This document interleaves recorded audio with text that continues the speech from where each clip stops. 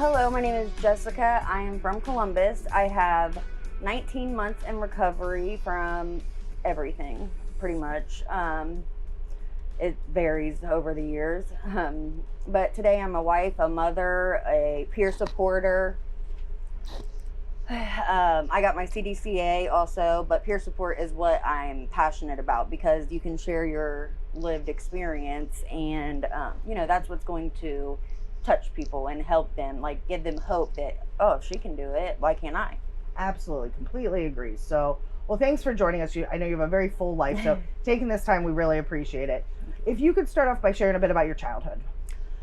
I had a pretty, I guess, normal childhood until probably I would say like I was 12 years old. And the first traumatic thing I really remember, like I walked into our garage that we had at the time, and my mom was smoking a joint. And I was like, like I can remember how traumatizing that was for me. Like I cried about it. Like I was so upset. And then I think it just like from that point it just like went downhill. Like my dad was using and not coming home on payday till like Monday, and him and my mom were fighting a lot. So then she started drinking all the time and not coming home. So I was like home with my little brothers a lot. And then they finally separated. And we moved like to the, I guess, Franklinton, what they're calling it now, the Bottoms. Okay. Is what I've always called it. I'll never change that probably. But moved down there, and it was just like, exciting, sort of like alluring, like, all these people doing whatever they want. Like it was like, but that was so then we moved down there, and I started just drinking young. Like I was probably like 13, 14, hanging out, drinking, and then started smoking weed. And then, oh, of course, I was already smoking cigarettes, stealing my mom's cigarettes and smoking them in the shower, like things like that. Do you remember what it did for you when you were, smoking and drinking? It kind of just like numbed everything. Like made me feel good. Like it was like, oh, this is nice. Like I like this feeling. Like it kind of just made me feel, I don't know, normal. Kind of trying to like fit in. Like at that age you're just like trying to fit in with new people and hanging out, doing what they're doing, sort of thing. So I was pregnant at the my ninth grade year of high school. I was like telling my dad I was staying with my friend over on Powell, and I was down on Princeton, with my daughter's dad for a whole weekend or longer, and nobody knew. Like they didn't have to talk to the parent, none of that. So it just, after my daughter, my her father started doing a lot of cocaine, like a lot of cocaine. So, if you can't beat them, join them. Like, so I started doing cocaine with him. But then, that got old real quick. Like, I'm staying up all night doing cocaine with you, and then you're going to sleep, and I still taking care of a baby. So, that, and plus it was an abusive relationship. Like, so I left him my daughter was fairly young. She wasn't even 1 yet. So I just got tired of it. So then my next relationship was very, very abusive.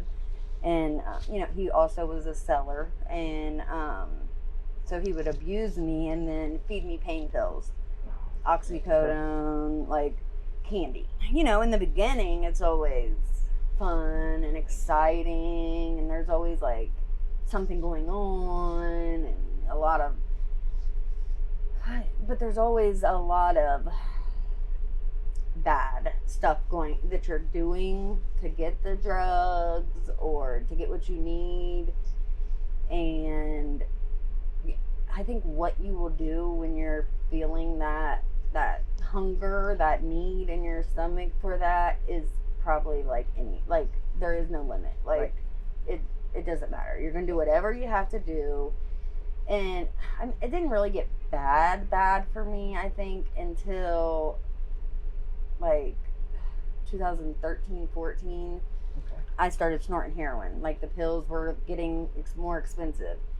So I started snorting heroin. And then it was like, downhill from that. Like I went to CBCF, I got clean for a while. I had gotten into some trouble, got clean for a little bit when I got out of CBCF, and then got out and was clean for a year.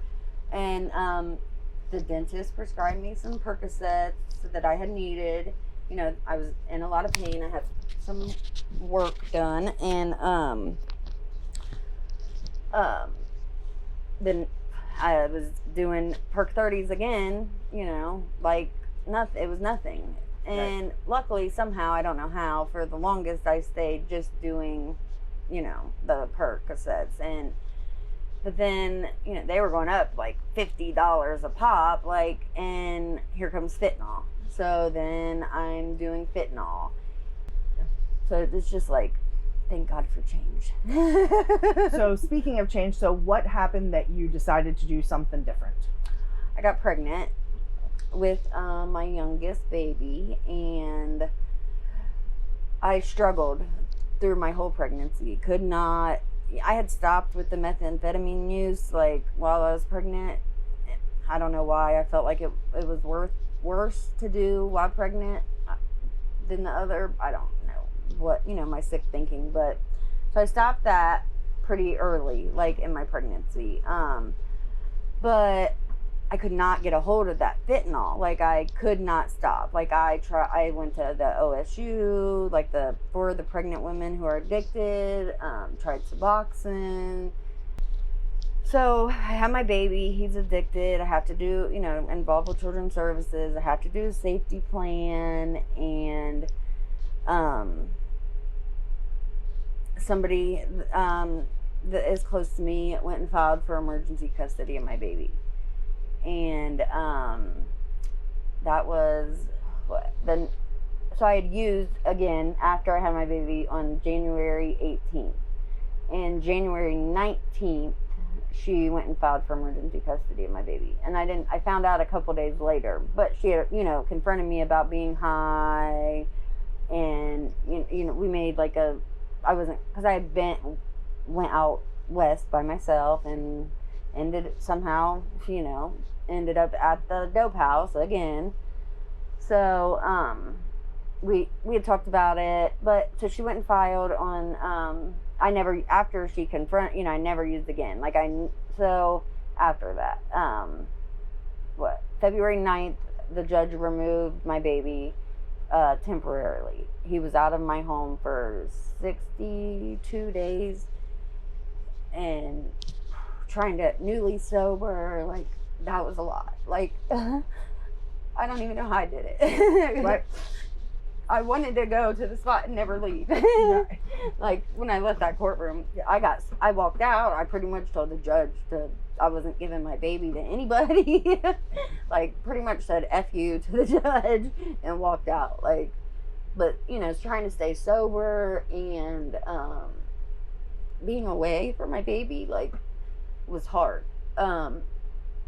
I was at the hospital with him the whole time. I never left. I left. I had to go dose every day, because after I got discharged, the hospital couldn't give me my medication. So, but it was, that was super hard. Because all I wanted to do was numb myself. But I knew, if I used, I probably wasn't coming back, and I would lose my baby. So, I just, and possibly not be alive. Right. The other part, fentanyl is definitely takes way too many lives. Yes, definitely it does. Fentanyl is I was watching a video on TikTok about this 13-year-old. So sad, so sad. But yeah, I don't know if I would be alive, and I definitely would have lost custody of my baby. So I just stayed strong as I could. I went to the Marysville Women's Program, and then kept programming, doing my methadone treatment, counseling weekly, and I moved. Then I got my baby back. It was Easter weekend that he came home and never left again.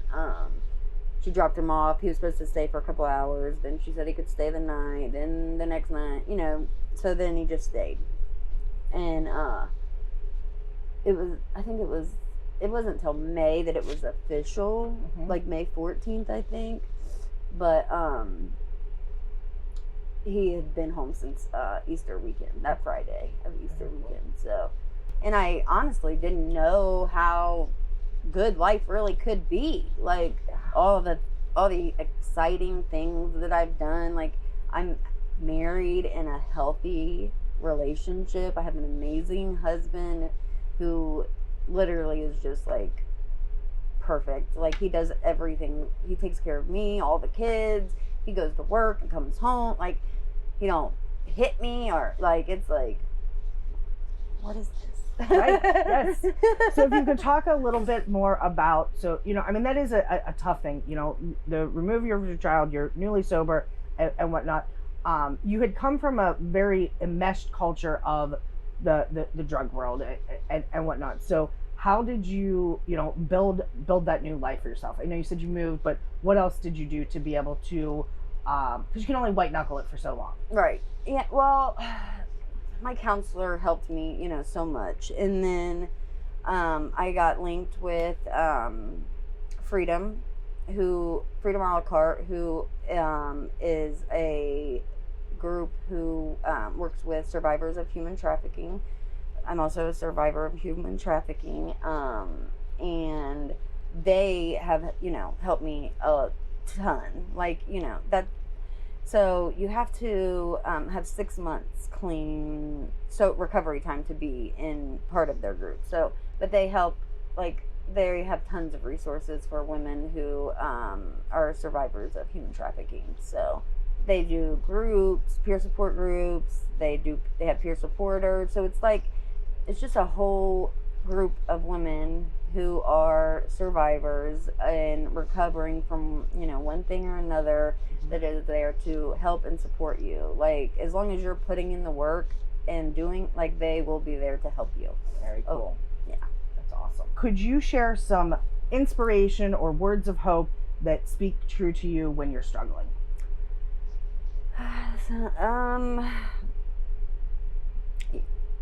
Utilizing the support, like, I can't say it enough.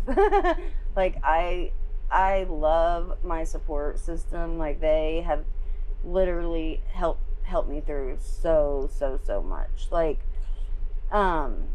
but just keep going. You're never too far gone. It's like, if I can do it, anybody can do it. Like, because like I said, I didn't see a way out, and it's hard. I know that it's hard. Like, it's scary more than anything. Change is so scary. Like, you don't know what's going to happen.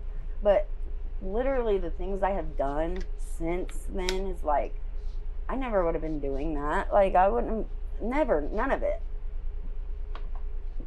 Being able to go finance a car and, like, just doing things that, like a nice car, like, right. And having nice things, like jewelry and, like I never would have I wouldn't have bought it, let alone had it, like, Yes. And if I did, it would have been sold, like, as soon as I didn't have no money. Like, so, like, having jewelry and, nice things and the new phone, like, I mean, that's material things, but it's still, like, things I've never, I've had, like, or done. Like, I didn't have money to spend on things like that because everything was about what I'm getting now, my next one, and I can't buy food. I gotta buy drugs again. Like, it was always about that next one. Now it's like going on vacation and getting a new washer and dryer, or like working on, me and my husband's working on our credit. Like, that's what I'm excited about now. Like, it's completely different. It's just it's good. Like, it's just good. Like, I won't say, it's perfect, because it's not. Like, we struggle. We have hit roadblocks and we have issues, like, paycheck to paycheck, like things happen. My water got shut off because I forgot to pay the bill. Like things happen, like, so, but when you're sober, you can get through it. You can figure it out because you have that clear mind and you're able to. Right. Because when you're using, you don't have a clear mind. You're foggy. It's like it's like a blind person being able to see again is really what it is. Like it just looks different. It feels different. It's just completely different. It's amazing. Well, on that note, thank you so much for coming out and joining us. Your story is one of, redemption and really showing that that unknown is terrifying, and but it is possible to have a completely different life. It definitely is.